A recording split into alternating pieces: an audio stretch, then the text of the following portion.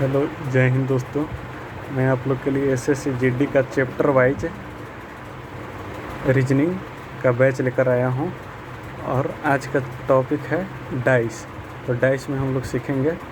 तो डाइस का पहला प्रॉपर्टीज में सीखेंगे, जब एक अंक कॉमन हो तो जैसे ये दिया हुआ है दो डाइस दिया हुआ है, इसमें 4 2 3 3 1 5 लिखा हुआ है। अब इसमें क्वेश्चन पूछेगा कि इसे अपोजिट ऑफ 4 मतलब 4 का अपोजिट क्या है, 3 का अपोजिट क्या है, 2 का अपोजिट क्या है, ऐसे करके क्वेश्चन आता है। तो इसमें हम सबसे पहले कॉमन को देखेंगे। 4 2 3 3 1 5 यहाँ देखेंगे कि 3 दोनों में कॉमन है। तो हम 3 से लेकर या तो एंटी क्लॉकवाइज या तो क्लॉकवाइज हम डायरेक्शन में घूम जाएंगे। जैसे क्लॉकवाइज में चलते हैं तो 3 से फिर 2, फिर इसके बाद 4, फिर सेम उसी तरह इसमें भी 3 5 1 3 5 1। तो यहाँ पे 3 एक अंक बच गया। 3 2 4 3 5 6 है। 3 का अपोजिट कभी 3 नहीं होता है, इसको कट करके 6 कर लेंगे। तो 4 का अपोजिट पूछ रहा है, तो 4 का अपोजिट 1 होगा, 3 का अपोजिट 6 होगा, 2 का अपोजिट 5 होगा। तो फिर चलिए नेक्स्ट क्वेश्चन की तरफ, जिसमें फिर भी 2 पासा दिया हुआ है। उसमें पूछ रहा है कि एक चित्र 1 है, एक चित्र 2। तो पूछ रहा है कि चित्र 1 में नीचे में कौन सा अंक होगा, यानी कि इसके बॉटम में। तो इसके में भी देख लेंगे कि से एक कॉमन का 3 2 5, ये दोनों में देखेंगे तो 5 5 कॉमन है। तो 5 से या तो क्लॉकवाइज में नहीं तो एंटी क्लॉकवाइज में, दोनों में चलेंगे, सेम ही चलना होगा। तो 5 से चल लेते हैं।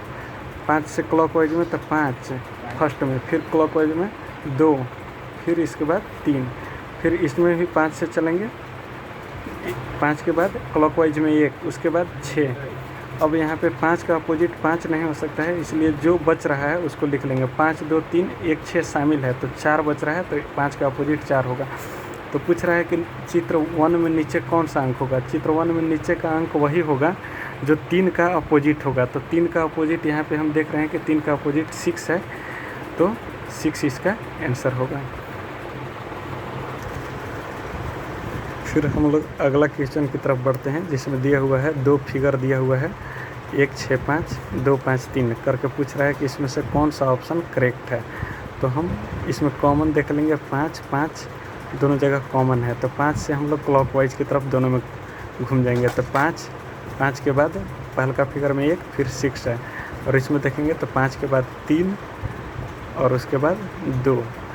इसका मतलब 5 का जो शेष नंबर बचा हुआ है 4, वही अपोजिट होगा। तो इसमें देख रहे हैं कि 5 4 6 है, तो 5 का अपोजिट 4 तो हम लोग पता है। तो 2 अपोजिट संख्या कभी साथ में नहीं दिखेगा। अगर ये ऊपर दिखता तो बॉटम में रहता, जो कि साथ दिख रहा है, इसके चलते ये ऑप्शन गलत है। 6 2 3 है, तो 6 2 को अगर देखेंगे तो दोनों अपोजिट है, दोनों साथ में नहीं दिखना चाहिए अपोजिट नंबर, इसलिए ये भी ऑप्शन गलत। 1 2 3 है, तो 1 और 3 को हम लोग देखेंगे जो कि साथ दिख रहा है, अपोजिट होना चाहिए, ये भी गलत है। तो इस हिसाब से 3 ऑप्शन को हम लोग एलिमिनेट कर चुके हैं। इसके चलते डी ऑप्शन सही है। जो 4 2 3 है, 4 2 3 सब अलग अलग है, तो ये इसका आंसर सही है। तो इस क्वेश्चन के लिए यही रूल हो गया, इसको आप लोग लिख लेंगे नोट करके। 2 अपोजिट नंबर एक साथ कभी नहीं दिख सकते हैं। तो चलिए हम लोग नेक्स्ट क्वेश्चन की बात करते हैं, जिसमें 3 फिगर दिया हुआ है। तो इसमें थर्ड फिगर में पूछ रहा है कि यहाँ पे क्या आएगा। तो 2 फिगर को हम लोग कंपेरिजन कर लेते हैं, जिसमें पाते हैं कि 6 6 दोनों में कॉमन है। तो हम फर्स्ट फिगर से क्लॉकवाइज डायरेक्शन में चल लेते हैं। 6, उसके बाद 2, उसके बाद 4। सेकंड फिगर से अगर चलेंगे तो 6, उसके बाद 3, उसके बाद 1। तो ये 6 6 इक्वल कभी उल्टा नहीं हो सकता है, इसलिए जो बचा है 5। इसका मतलब 1 5 है, तो यहाँ पे क्या आएगा। तो 1 5 का जो अपोजिट होगा वो तो साथ, अपोजिट नंबर कभी साथ नहीं देख सकते हैं। तो 1 का अपोजिट तो 4 है, तो ये 4 तो ऑप्शन एलिमिनेट हो गया। उसके बाद 5 है, तो 5 का अपोजिट कौन सा है? 5 का अपोजिट 6 है, तो 6 भी एलिमिनेट हो गया। अब ऑप्शन बचा 1 और 3, तो जिसमें 1 तो दिया हुआ है, 1 क्या 2 बार 1 आ नहीं सकता है, इसलिए ये भी एलिमिनेट हो गया। ऑप्शन बचता है बी, इसलिए इसका इस वाट के जगह पे 3 आएगा, 3 आंसर